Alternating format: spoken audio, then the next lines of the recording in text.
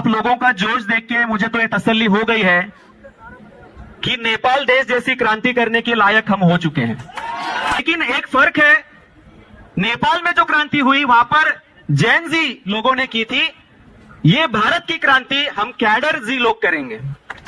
उन युवाओं ने उनके देश की संसद को ही आग लगा दी और जो भ्रष्टाचार के सबूत संसद के अंदर पड़े हुए थे सब जल गए। तो इतने बेवकूफ तो हम लोग हैं नहीं, हम लोग संविधान को मानने वाले लोग हैं, बाबा साहब अंबेडकर जी को मानने वाले लोग हैं, हम संसद को भी मानने वाले लोग हैं। इसलिए हम लोग आंदोलन चलाएंगे, नेपाल जैसी क्रांति भी करेंगे, लेकिन संवैधानिक तरीके से करेंगे। आपका जो जोश है वो झंडा लहरा कर दिखाना है और जो नारे मैं दे रहा हूं मेरे पीछे पीछे जोरदार नारे देने हैं, क्योंकि सिर्फ 15 मिनट की दूरी पर यहां से संसद है, 15 मिनट की दूरी पर है। आपकी आवाज वहां पर बैठे हुए जो गूंगे बहरे जो लोग हैं ना, उन तक आपकी आवाज पहुंचनी चाहिए। अरे मूल निवासियों का नारा है, अरे मूल निवासियों का नारा है, अरे मूल निवासी जागेगा, अरे मूल निवासी जागेगा, विदेशी भागेगा। धन्यवाद, धन्यवाद, बहुत बहुत धन्यवाद साथियों। आज आप लोगों का जोश देख के मुझे तो ये तसल्ली हो गई है कि नेपाल देश जैसी क्रांति करने के लायक हम हो चुके हैं। और ये जो नेपाल की क्रांति है ये हम युवा ही करके रहेंगे। लेकिन एक फर्क है, नेपाल में जो क्रांति हुई वहां पर जैन जी लोगों ने की थी, ये भारत की क्रांति हम कैडर जी लोग करेंगे। क्योंकि हम कैडर बेस ऑर्गेनाइजेशन चलाने वाले लोग हैं।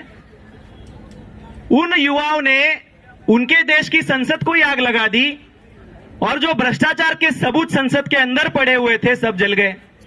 तो इतने बेवकूफ तो हम लोग हैं नहीं, हम लोग संविधान को मानने वाले लोग हैं, बाबा साहब अंबेडकर जी को मानने वाले लोग हैं, हम संसद को भी मानने वाले लोग हैं। इसलिए हम लोग आंदोलन चलाएंगे, नेपाल जैसी क्रांति भी करेंगे, लेकिन संवैधानिक तरीके से करेंगे। तो साथियों, ये जो आज भारतीय विद्यार्थी मोर्चा के द्वारा 6 अक्टूबर को जंतर मंतर में आज हम लोग महारैली यहां पर कर रहे हैं और इस महारैली में जो हमारे विचार मंच पर उपस्थित सभी मान्यवर और आप सभी देश के कोने कोने से आए हुए साथियों का मैं यहां पर स्वागत करता हूं।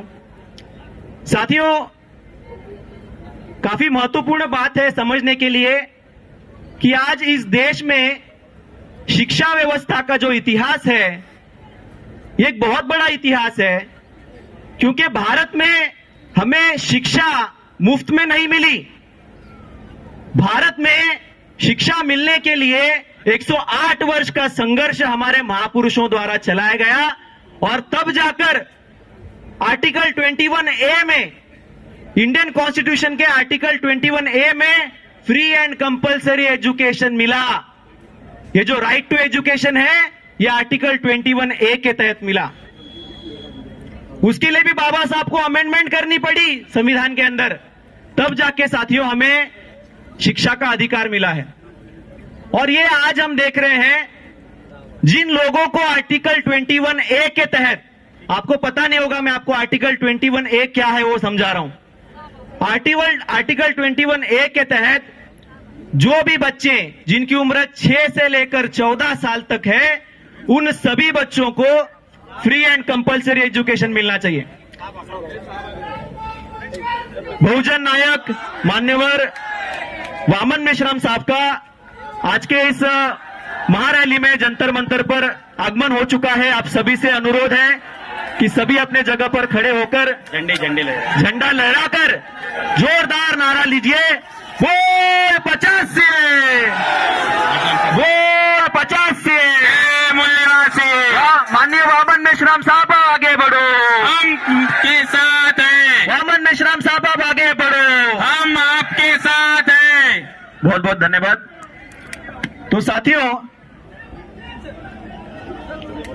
सभी साथी अपने अपने जगह पर बैठ जाइए और जो मीडिया के साथी है, मीडिया के कर्मचारी हैं, कृपया आपसे अपील है आप सभी लोग एक साइड में हो जाइए। आप सभी से अनुरोध है, कृपया एक साइड हो जाइए। कृपया मंच को घेर कर ना खड़े रहें। बीवीएफ वॉलेंटियर सभी लोगों को फिर से नीचे बिठाइए, क्योंकि हमें अनुशासन का पालन करना है। हम जितना अनुशासित तरीके से ये कार्यक्रम चलाएंगे उतना ज्यादा ये अच्छे तरीके से चल सकता है। सभी साथियों से अपील है, आप नीचे बैठ जाइए। अभी हमें साहब को भी सुनना है, हमारे राष्ट्रीय प्रभारी जी को भी सुनना है, हमें चौधरी विकास पटेल जी को भी सुनना है। तो इसीलिए आप सभी लोग अपने अपने जगह पर बैठ जाइए। आपका जो जोश और जुनून है वो कायम रखिए। मीडिया कर्मी, कृपया आपसे अनुरोध है, आप एक साइड में हो जाइए, प्लीज प्लीज एक साइड हो जाइए।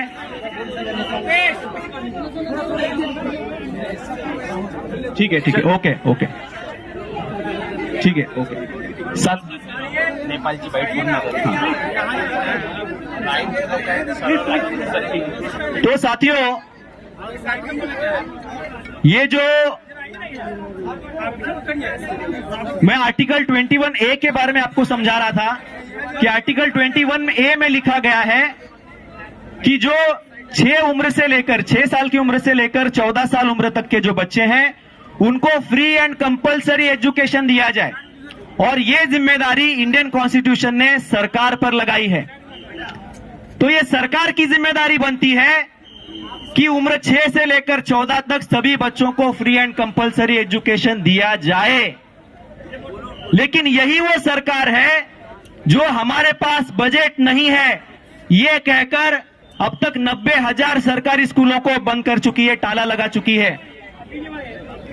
और इस सरकार के पास कुंभ मेले के लिए 7,500 करोड़ है। कुंभ मेला आयोजित करने के लिए 7,500 करोड़ हैं, लेकिन शिक्षा देने के लिए सरकार के पास तिजोरी में पैसे नहीं है।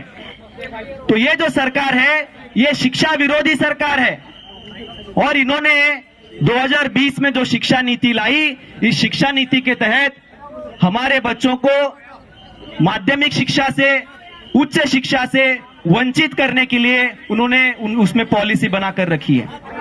तो इसीलिए साथियों, हमारे बच्चों को माध्यमिक और हायर एजुकेशन ना मिल सके, उनको जो बेसिक एजुकेशन है वो भी ना मिल सके, इसीलिए स्कूल मर्जिंग का नया नाटक किया जा रहा है।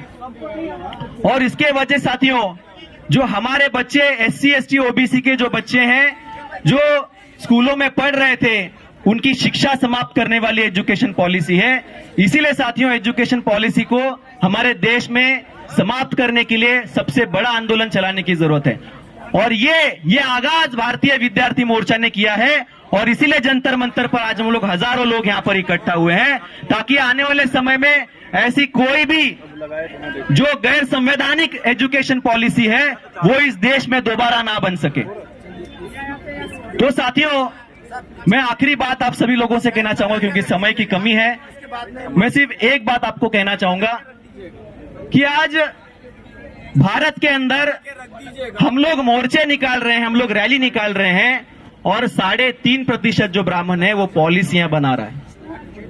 हम लोग मोर्चे निकाल रहे हैं, वो पॉलिसियां बना रहा है, वो हमारे खिलाफ में पॉलिसियां बना रहा है। 2019 में 103rd अमेंडमेंट के तहत उन्होंने क्या किया, उन्होंने EWS लाया, इकोनॉमिक वीकर सेक्शन लाया। जो गरीब ब्राह्मण है उनके लिए 10% का रिजर्वेशन लागू कर दिया। महाराष्ट्र में मराठा लोग आंदोलन चला रहे हैं आरक्षण के लिए, उनको ये लोग कहते हैं कि 50% से ज्यादा रिजर्वेशन नहीं मिल सकता, और यही लोग हैं जो 10% क्या कर रहे हैं, EWS आरक्षण लगा रहे हैं। तो आज इनकी व्यवस्था है, आज वो सत्ता में बैठे हैं, इसलिए आज वो लोग जो चाहे वो कर सकते हैं। महाराष्ट्र के अंदर परशुराम आर्थिक सहाय्य मंडल बनाया, आर्थिक विकास मंडल बनाया, और उसके अध्यक्ष को मंत्री का दर्जा भी दे दिया। तो इसीलिए साथियों, आज वो लोग पॉलिसी बना रहे हैं और हम लोग मोर्चे निकाल रहे हैं।